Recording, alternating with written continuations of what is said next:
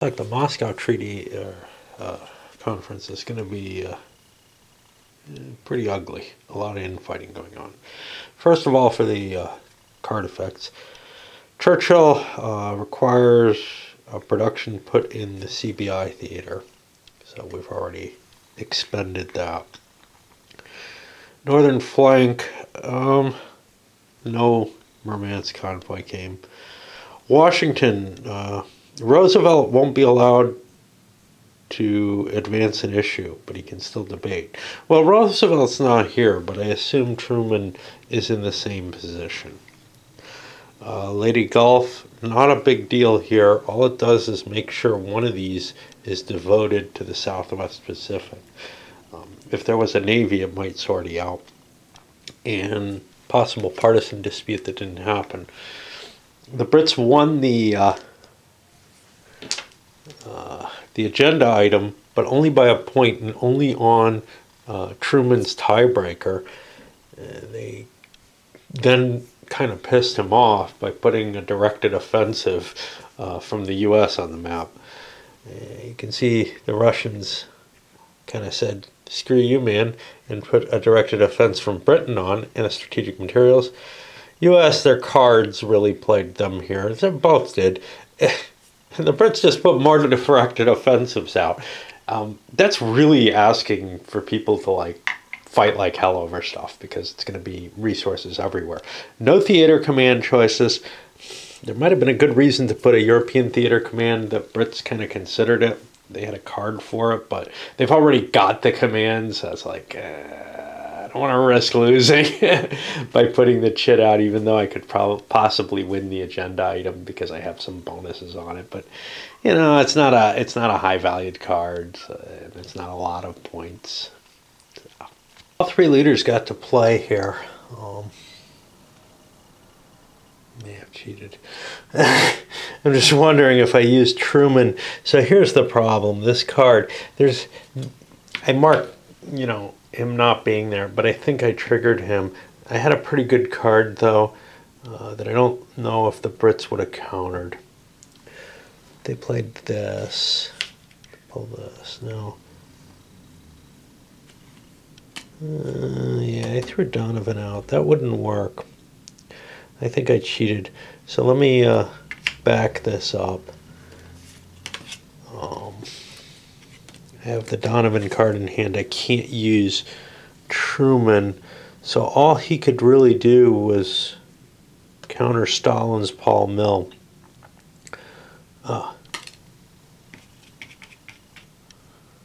This was here. Okay. So this is the situation I was in. And I can move the global by 2. I don't really care about taking that off the UK. So let's see. What if I move this? Yeah, well, then the Brits could debate that if they wanted to. So the Brits need to grab one more issue. And the directed offensive is a bigger deal than strategic issues. So we're going to grab that back. Alternatively, we could have grabbed this one, which would have worked out about the same. But yeah, the Brits end up winning the conference because they were very good at debating on the directed offenses. But you're going to see there's a lot of them in play. One of them didn't get moved out of the center, so that one won't have an effect. And the strategic materials won't have an effect, which is kind of, leaving money on the table again. But yeah, the Brits get 3 victory points, which is pretty good, and some pretty decent control. And they didn't lose the global issue. This is important because they were afraid that that would end up moving out of their sphere. They had an ugly choice. They had 3 production left. I owe a directed offensive. It wasn't that ugly a choice. Okay.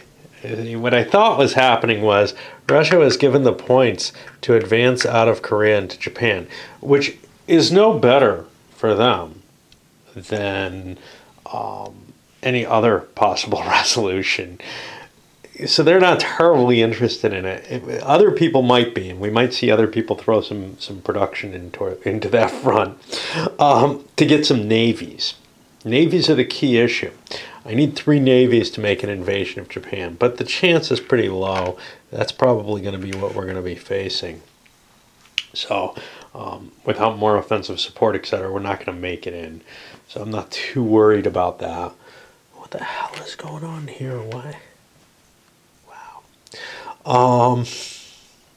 Yeah, that's what the Russians are trying to do. They're trying to get the U.S. to go into Japan. And the U.S. can't scuttle its ships or something. It's got a chance to get in there. But yeah, that's where I was thinking that Russia doesn't want to spend to go there. They've got some boats beginning to accumulate up in the Arctic theater too, just from a guy's special ability, for whatever that's worth. But we'll see. A couple interesting things here. First of all, Paul Mill being placed. Belgium is now a Russian stalwart. Cambodia was swung over to the Brits. Trying to get those and get my victory points correct at the same time. I think I screwed up my point track again. No idea how badly it is. Probably within a few points. It looks like it's a fairly close game, except the Brits, who are doing really well. We'd like to try to figure out a way to hose them. The easiest way is the global issue, which they held control of here.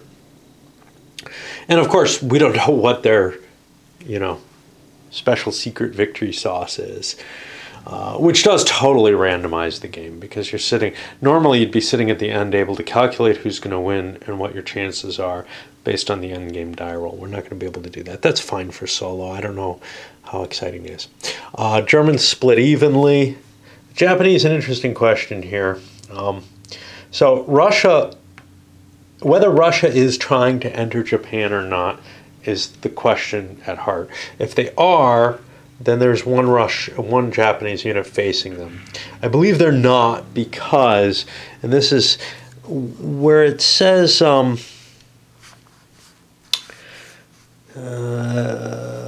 if any front is trying to enter Japan, all Japanese armies are placed in that front, which goes down to 7.724, which is this front advance strength here. Which is if multiple fronts are trying to advance into Germany or Japan, you split the forces evenly. But the weird thing here is this doesn't get reached unless you have sufficient naval support. So I think it's trying to say, they'll split between a couple of rules the way it is, that the Japanese aren't going to defend against the Russians unless the Russians have some kind of chance of getting in. All right, let's do our die rolls for movement. Starting up here, 3, 4, 8, 4 minus 2. We're a 4. And that goes forward. There's going to be 2 more victory points for the US and the UK. The blue and green Churchills. What about the Russian front? 3, 4, minus 3 is 1. They're only at a 2. And they do not get to go forward. Being stalled there.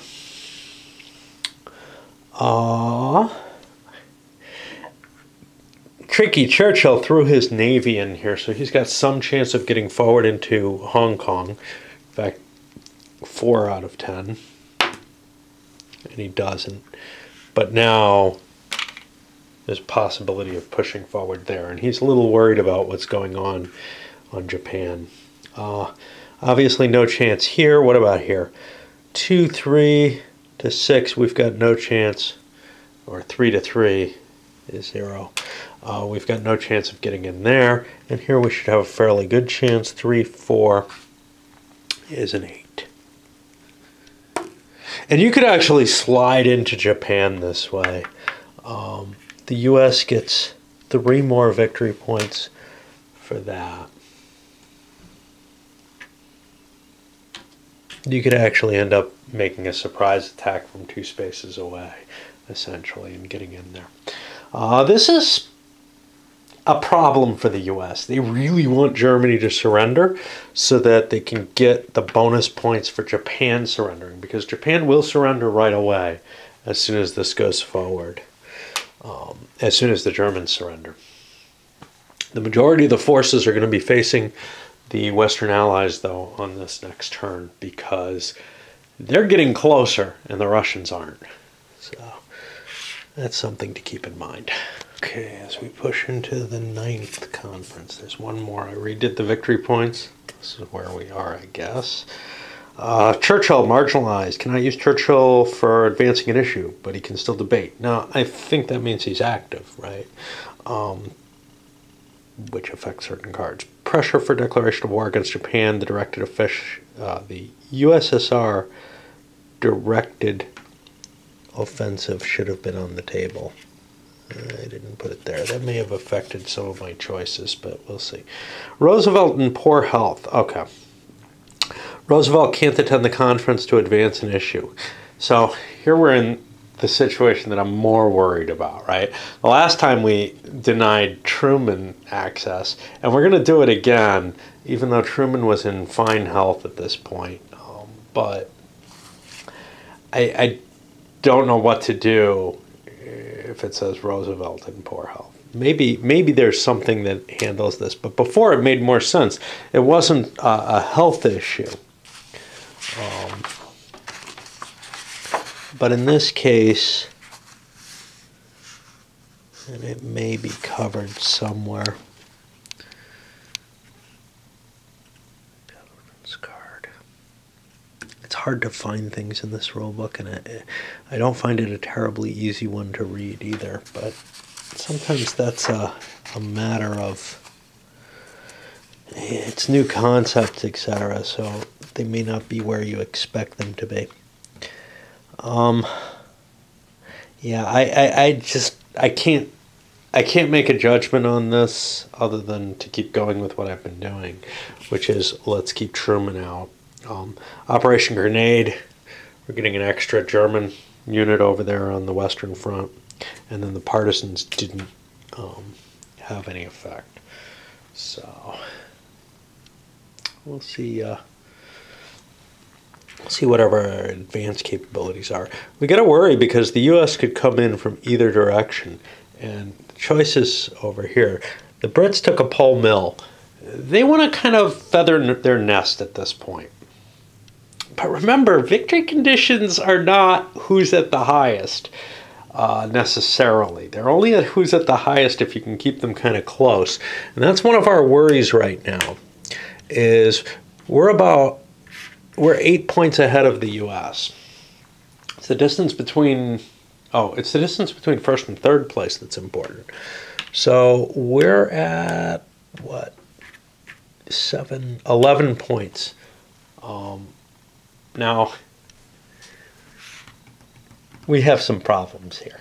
We own Siam, but Bulgaria and Greece are kind of out of, we could fight for Bulgaria, I guess. But they're kind of out of our zone. But what we really need is to get some Pole Mill going to get control of those. And that's one reason why we picked that as our starting issue. The Russians threw the A-bomb up so they can do some sneaky spy stuff. It's cheap 3 victory points, man. Nobody else cares about it except to take it away from them. And a British directed offense. U.S., they had a hard choice here. They went with European theater leadership. Green, it looks like U.S. No, they don't have that. So they have something to gain there. It's not a whole hell of a lot because it's just going to put more pieces here. But we'd like... we don't even have a card for it, so I'm not really sure why that was there. But the Brits threw the Pacific theater leadership in play. They want to make sure that the U.S. gets into Japan if they can manage it. That really helps them. And then, what is it? The other one we chose? A directed offensive from the U.S. which maybe we wouldn't have taken, but we had cards that help with directed offensives from US and UK. So yeah, this one's probably going to be up for contest. I don't know if we really want this, but we didn't really have much other choices. Could have thrown another Pole Mill out there, I guess. All right. Let's win another conference. Through what ended up a almost second to last card. Stalin played on a directed offensive. Looked like Russia's going to guarantee a win for the conference with that. Truman trumps in to prevent it.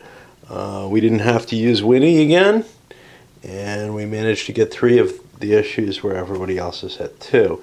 This U.S. directed offensive doesn't exist, essentially. The Russians are getting their A-bomb, though. The final fight was, well, the final choice for Churchill was whether he wanted the offensive or the Pacific Theater control. And it's not clear.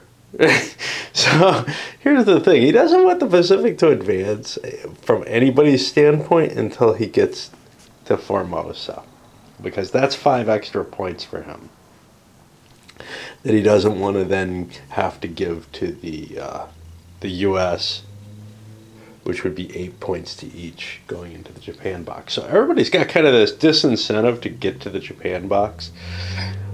Unlike over here, where the U.S. and U.K. both get points for it.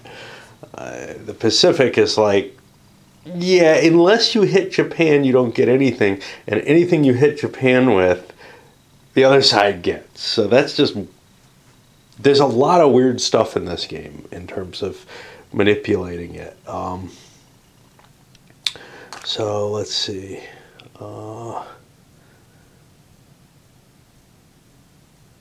European theater leadership, probably not too important. Churchill was able to get that easily because nobody really cares much about that issue. What can they do with it? They're going to throw it into the Western theater. Now, if Russia had grabbed it, they could open up the Arctic with boats and peel off some of the power there.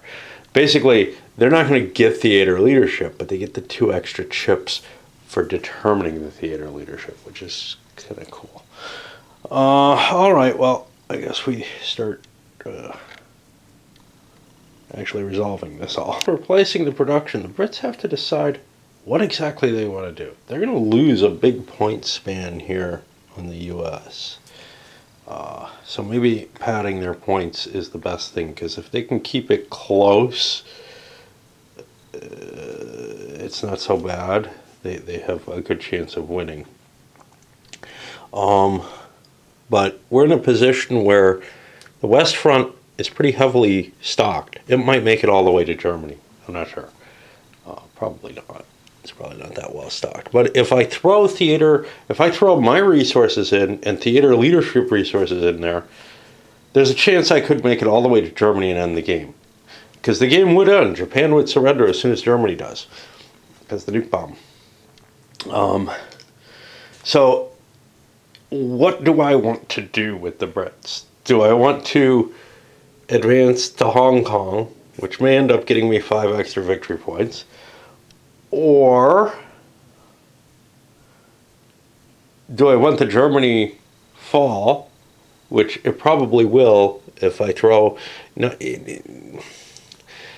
I probably don't need the resources, but Germany's going to put the excess forces over here, which means we might not take this space if things don't increase. Now, we have the theater resources, the theater command that can go in there and can pretty much guarantee we make 1 space.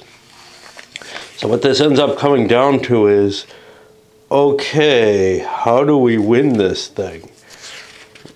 And that's where things get kind of weird, because if we're far enough ahead of the 3rd place player,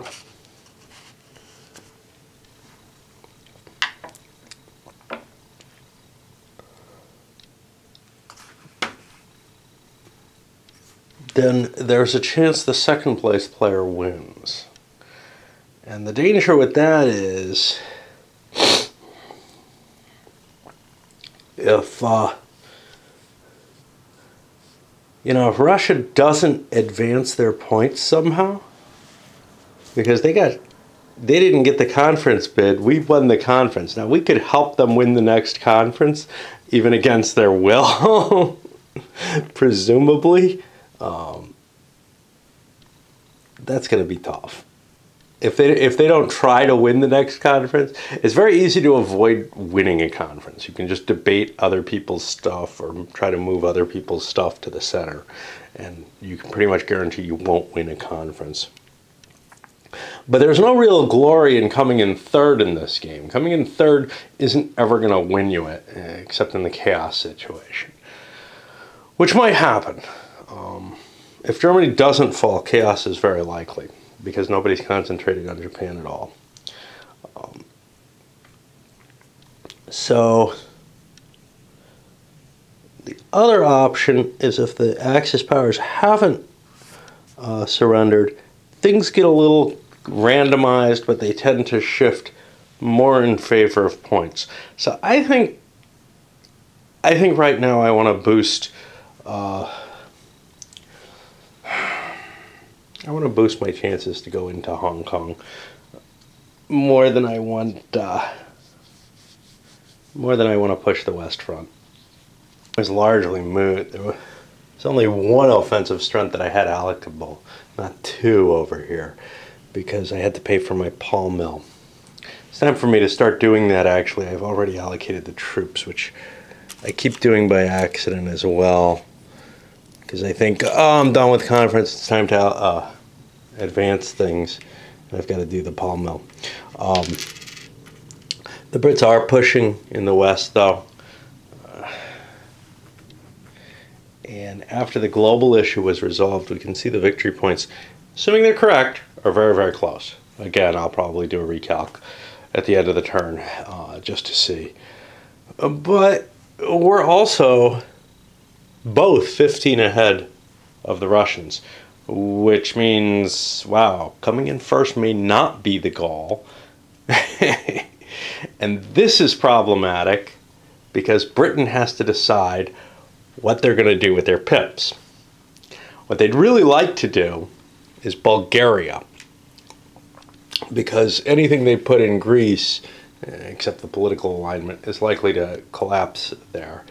But Bulgaria, they can knock the Russians out. They have just enough chips to knock the Russians out, put a chip in, and then put their political alignment in place. And Bulgaria is one of their key places. They have their other one, Siam.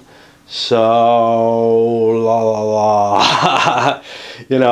Do you want to come in first? If you do, you definitely want to go for Bulgaria, except that it's kind of telegraphing. But this is the turn, that I have the pulp mill in place, and I actually paid for it and everything.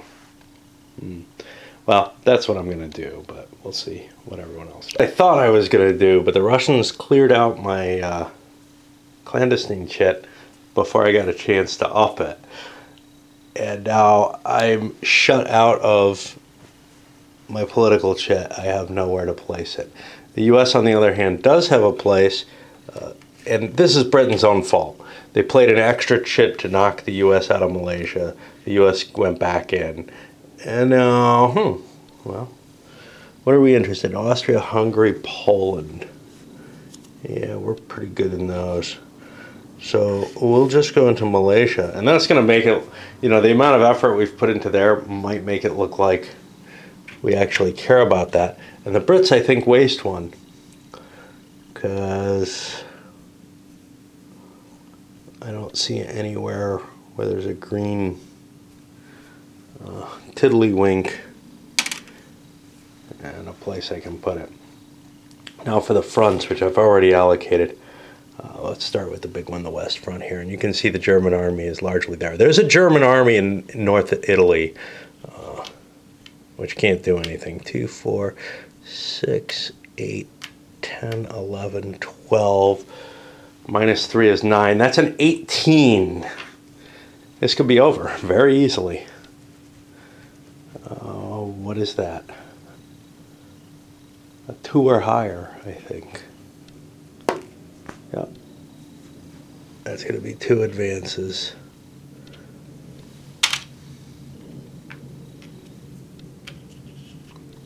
And that's going to cause Japanese surrender when things are over. What about the Russians? I don't think they can advance to 2, 4, 5, 6, make it 5, 10. They could on a 10. No. Oh no, they could only advance to here anyway. Okay, so Brits, US just gained 3 each. Russians just gained 2. Wow. Wasn't expecting it to be over until the last turn, actually, but over here. Not that it's important. We've got a 4 going into Hong Kong. You can't score any points.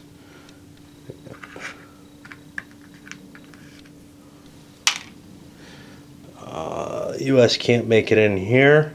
Russia isn't even contesting here. 2, 3, 4.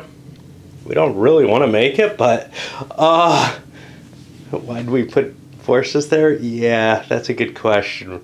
We could have thrown forces into Russia that they couldn't use without a boat. 2, 3, 4, 2. That gets us a 4. It's kind of a question of, well, where do we want things to advance? And we don't go in. Okay. So, we're going to be... now, Japan surrenders at this point. Because all the conditions are met. Germany surrendered. Russia left, went into declared war. And the U.S. has the B-29 spots and the atomic bomb. So this is the end of the game on Conference 9. This isn't necessarily where the points are, though. I have to recalculate. And in particular, Japan generates additional points for the U.S. that aren't even on the board. They aren't easily accessible except through the full list of victory points. There may be some other things, too, that aren't really apparent to me. Yeah, after adding the German points and recalculating everything, 1 point each, Russia's doing a lot better than it looked like they were, which to me means there must have been something big I left out. Might have been Korea. I don't think it was the atomic bomb. But, yeah, they looked like they were falling back so far. And now they're not. Huh. I wonder if I gave them 5 for the global issue that they shouldn't have. I'm going to have to recalculate everything again. Be back in a moment. Looks like they got things right this time. Now this is one of the problems with this game, is that the points, no matter what, even with that board there, are such a mishmash that it's really hard to tell who's winning. Now, if you keep the board up to date and it's proper, that helps a lot in terms of seeing, at least at the end, towards the end of the game, how well people are doing. But it's a hard maintenance task to do, and as you can see, I did it pretty crappily, and I think that would be the case in most groups I play with, etc. Is that it would constantly get out of sync. It's the same problem as the scoring in some other games like Through the Ages or Dominant Species, except in those games the point values have a lot of effect on play, so they're constantly being calculated for that. Here it's just the victory points at the end of the game. But honestly, I don't know an easy way to do it. It's one of the problems with the design idea that Mark Herman wanted to go with and prefers, which is points represent location on the board. It's a lot harder to keep track of those than just one-time scores. That if you screw up, there's nothing you can do about them anyway. You know, they just get recorded. So now we have to look at the secret objectives. British did not get Greece. They did not get Bulgaria, but they have control of Siam, political control. So that's worth 5 points for them. U.S., Austria, and Poland they didn't get Hungary. So that's 10 points for them. Wow. And the Russians, Cambodia, Laos, you had no chance. Austria, well, not if the U.S. has it. And the Baltic states, so they get 5. All right.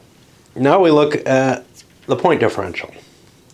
And the U.S. has 69, and the Russians have 48. That's more than 15-point differential. I think the Brits win because it's a lot more. If this was the tournament game, the Brits would automatically win, but it is not. So now we look for the victory conditions. The point spread is greater than 15 points. Roll a 6-sided die and add it to 15.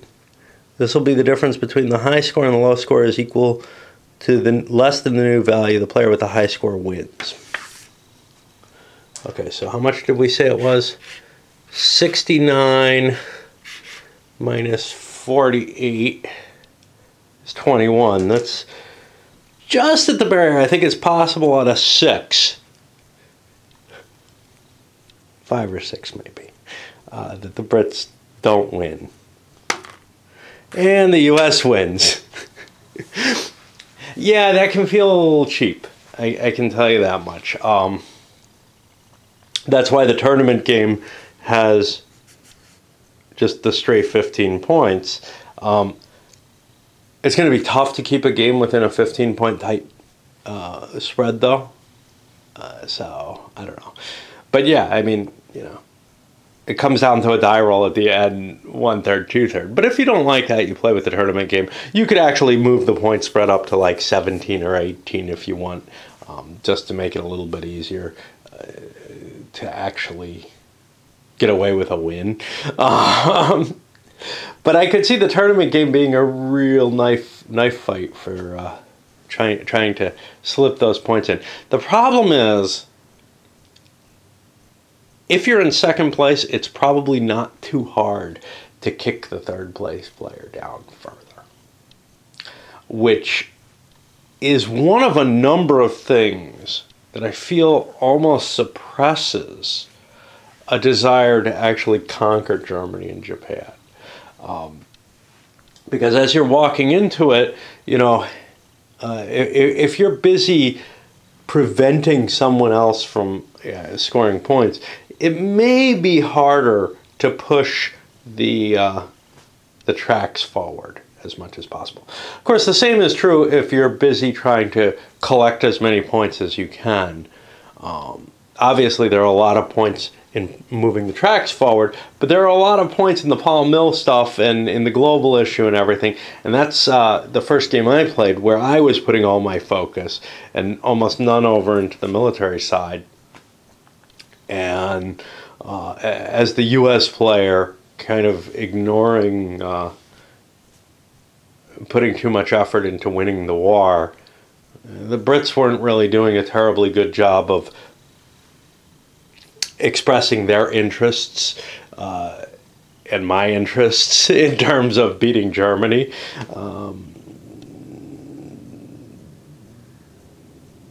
I think there was a strange dynamic there in terms of people not willing to give advice as much.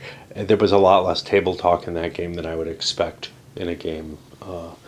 Maybe a couple of, you know, hey, you're willing to do this, but that's about it. No attempts to convince, which, you know, for good or bad, it's helpful to have people describing things on your first play when you're kind of blundering about. But it was a fun game at that point too.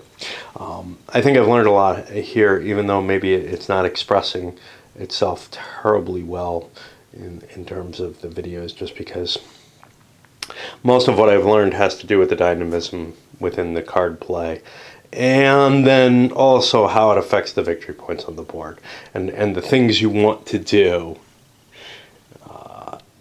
and the different little tricks that you want to play at the conference table. There are a lot of little games you can play there. You know, between jumping cards up or withholding your powerful cards, jumping issues up so that they look hard for someone to get, or withholding your points from your cards so that you have more power at the end of the conference. And obviously, to the jumping things up, the most extreme is putting it in your chair, but that usually takes 2 cards. So that feels like an extreme choice to me, to spend an extra card to lock something in. Maybe if you have a tiny little card that you know you're not going to use to discard for your main leader or something.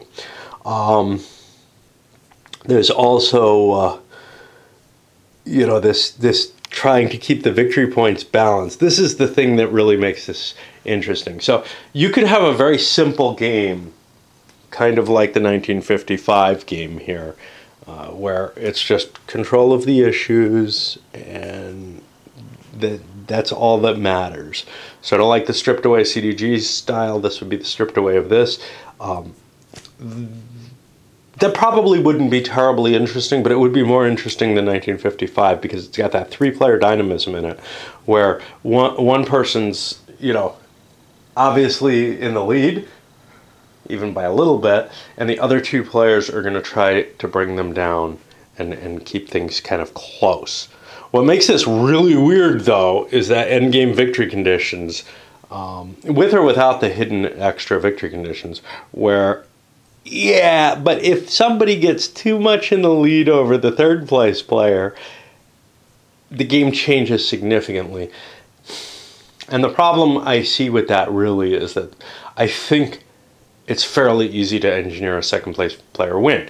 But, like I said, if you're trying to do that too much, you end up screwing up the chances of winning the war.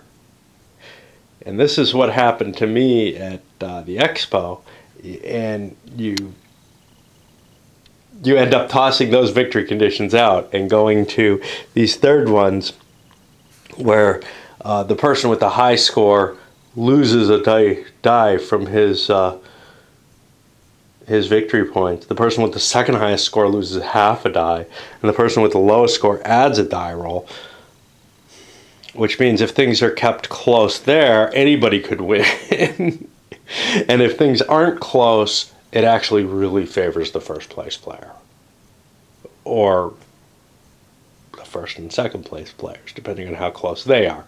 Anyway, a lot of weird things to contemplate in this one.